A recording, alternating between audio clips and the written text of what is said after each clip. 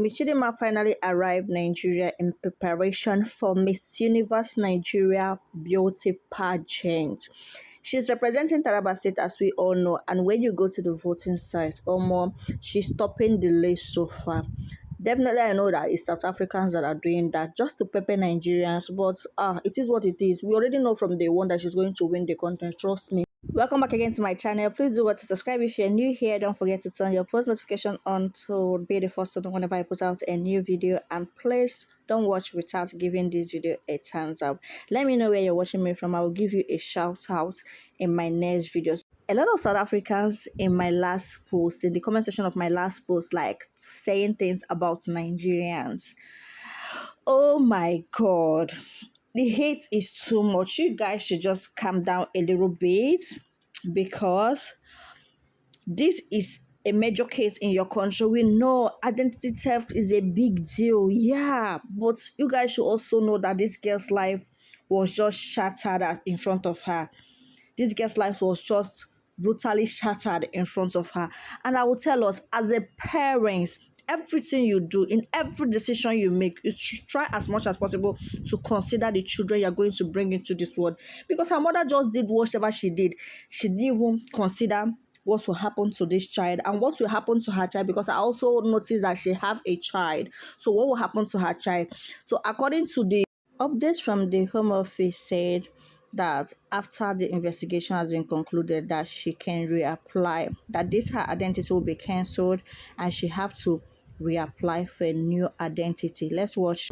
Her status followed that of the mother, and she was registered as a South African. Now that the mother's status is in question, in the event that the DG finally cancels that identity document, it will mean that the registration itself was fraudulent, and therefore that status cannot stand in law.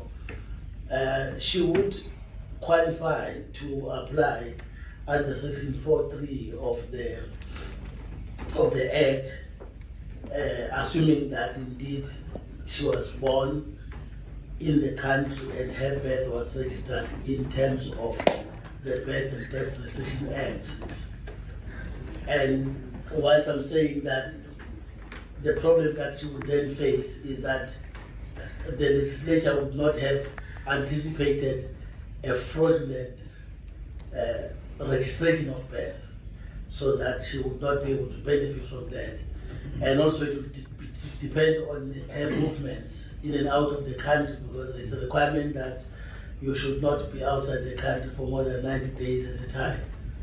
So that will also then affect her. In terms of also the father, the department is still investigating, because from the document it is clear that the father also was involved in this registration of birth. So what we will need to eventually check is, when everything is cancelled, does it render her stateless? Does she have, for instance, Nigerian citizenship? Does she have Mozambican citizenship?